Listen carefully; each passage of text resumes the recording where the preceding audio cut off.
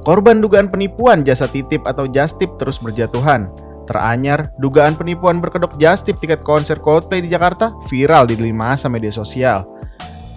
Meskipun pasar bisnis just tip tak menjamin garansi keamanan dan kepercayaan, namun masyarakat Indonesia tampaknya masih sangat meminati bisnis jasa tersebut.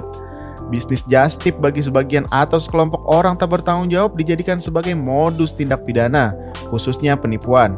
Penipuan berkedok just tip. Contohnya terbaru, seorang pengguna Twitter @lovesoya membagikan pengalamannya kena tipu pembelian tiket Coldplay Jakarta melalui just tip. Akun @lovesoya bercerita bahwa dia tertipu oleh akun Twitter @heitxx yang menawarkan just tip tiket Coldplay Jakarta. Akun @lovesoya membeli tiket melalui just tip dengan cara dicicil. Awalnya dia membayar 750.000 kepada si penipu. Kemudian penipu meminta untuk dibayarkan 1 juta rupiah. Namun akun @lovesoya tak menyetujuinya. Meski begitu, akun @lovesoya mengaku sudah mentransfer uang sebesar 850.000 untuk just tip tiket Coldplay Jakarta kepada pemilik akun @heitxx yang diketahui bernama Rido Muhammad. Ini KTP dia, tapi nggak tahu ini kayaknya punya orang lain. Soalnya setelah ditelusuri nama dia Rido Muhammad, tulis akun @lovesoya dikutip Jumat 19 Mei 2023. Penipuan berkedok just tip tiket Coldplay Jakarta juga diungkap akun @acekermandss.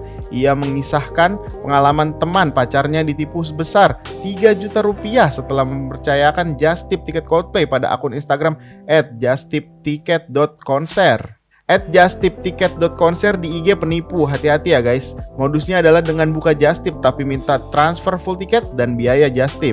Teman pacarku kena tipu sekitar 3 juta dan si just tippers ini bilang tiket akan dikasih besok, padahal bilang dapatnya kemarin, tulis akun @acekermandss. Cerita orang-orang yang menjadi korban just tip tiket konser Coldplay Jakarta pun dikumpulkan sebuah utas di akun Twitter @dianasayangku.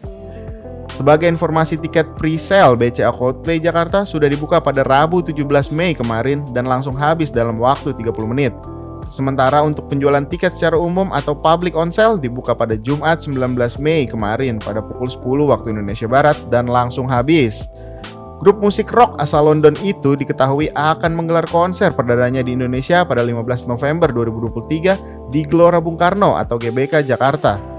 Harga tiket yang dijual mulai 800.000 hingga 11 juta rupiah. Ramai penipuan berkedok just tip tapi banyak peminat. Tidak ada jaminan keamanan dan kepercayaan membuat bisnis just tip ini mudah jadi ladang penipuan. Seperti para korban just tip tiket Coldplay Jakarta, karena apa? Fenomena penipuan berkedok just tip tiket Coldplay karena banyak orang yang memanfaatkan antusias fans yang rela membayar berapapun asal bisa menonton idolanya secara langsung. Just tip ini menyasar mereka yang ekonomi atas, kata Direktur Center of Economic and Law Studies Bima Yudhistira saat dihubungi Forum Keadilan Jumat 19 Mei 2023. Selain itu, kata Bima, just tip juga dimanfaatkan bagi mereka yang ingin cepat dan terkendala masalah internet. War tiket itu kan kendalanya di internet. Siapa cepat, jadi mereka yang just tip biasanya mencari solusi tercepat. Apalagi yang terkendala internet sering memilih just tip ini, ujar Bima. Dalam kata lain, karena orang-orang tersebut tergiur memilih jalan tikus. Senada dengan Bima, sosiolog Universitas Indonesia Dr. Ida Ruwaidi Nur MSI juga menilai ada pihak-pihak tertentu yang memanfaatkan antusias fans dengan melakukan penipuan berkedok just tip. Misalnya saja, kata Ida, ada just tip dengan fee 4 juta setiap pembelian tiket, ada yang menjual tiket termahal 11 juta menjadi 15 juta dengan biaya just tip 4 juta. Bagi konsumen yang ngebet tentu 4 juta tidak ada masalah asalkan bisa nonton, kata Ida saat dihubungi Forum Keadilan Jumat 19 Mei.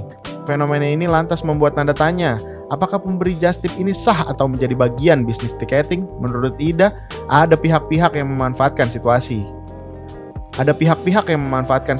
Sementara karena kursi terbatas namun peminat besar atau membludak, kondisi-kondisi seperti inilah yang dimanfaatkan pihak-pihak tertentu dengan menawarkan just tip.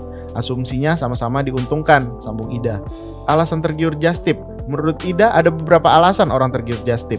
Just tip untuk beli barang dan lain-lain tentu dianggap mudah dan murah karena tidak perlu ke luar negeri atau kota-kota besar yang jauh dan butuh biaya mahal. Selain juga butuh alokasi waktu tertentu, kata Ida saat dihubungi Forum Keadilan Jumat 19 Mei. Ida menjelaskan, just tip pada dasarnya berkembang seiring dengan pergeseran ekonomi dari ekonomi agrasi ke ekonomi manufaktur lalu ke ekonomi jasa. Di era digital ini, kata Ida, semakin terlihat dominasi ekonomi jasa. Salah satunya ditandai dengan perilaku konsumen yang cukup dari rumah bisa mengkonsumsi berbagai produk barang juga jasa. Terlepas dari perkembangan ekonomi di atas, praktek just tip ini juga sudah dikenal masyarakat, khususnya di wilayah-wilayah migran. Bentuknya adalah jasa titip uang dari para migran, khususnya yang kerja di luar negeri kepada keluarganya di kampung. Penerima jasa titipan uang remitansi ini dikenal dengan ojek rekening. Bisa dalam bentuk uang yang dibawa oleh pembawa just tip atau dikirim melalui rekening pembawa just tip untuk diberikan kepada keluarga buruh atau pekerja migran, jelas Ida. Perkembangannya kini just tip juga dipraktekkan untuk membeli barang-barang, khususnya dari luar negeri, yang bisa melalui agen khusus atau orang-orang Indonesia yang tinggal di luar negeri dan menawarkan just tip, biasanya YouTuber atau influencer sambungnya. Menurutnya, just tip sebagai usaha jasa yang informal biasanya mengandalkan jaringan sosial, yakni orang yang sudah dikenal, saudara atau kerabat atau teman. Dalam hal itu, maka basisnya adalah rasa percaya dan tentu tetap beresiko. Dalam sikon seperti ini, maka basisnya adalah rasa percaya, sehingga tidak ada perjanjian tertulis, termasuk kriteria dan kualitas barang dan lain-lain. Hal ini tentu beresiko baik secara ekonomi maupun sosial, kata Ida. Sementara jika just tip formal, Ida menyarankan konsumen harus mengkaji reputasi dan kredibilitas agen just tip tersebut sebelumnya. Selain itu, harus juga ada perjanjian tertulis yang jelas. Apalagi jika membeli barang, maka memastikan produknya tidak palsu dan bergaransi, ada jaminan yang jelas dan prosedurnya mudah. Biasanya konsumen tidak teliti dan mengabaikan hal ini, sehingga mudah jadi korban penipuan, jelas Ida. Prinsipnya just tip itu adalah praktek yang absah di era ini, namun menuntut ketelitian konsumen dan perlu banyak dapat rujukan dan referensi.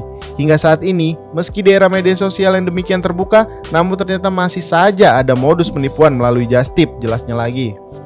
Oleh karenanya, Ida menyarankan baik formal maupun informal, sebaiknya just tip hanya dilakukan untuk kepentingan-kepentingan yang terbatas, tidak untuk nilai tukar yang jutaan dan hanya mempercayakan kepada pihak-pihak yang kredibel, saran Ida.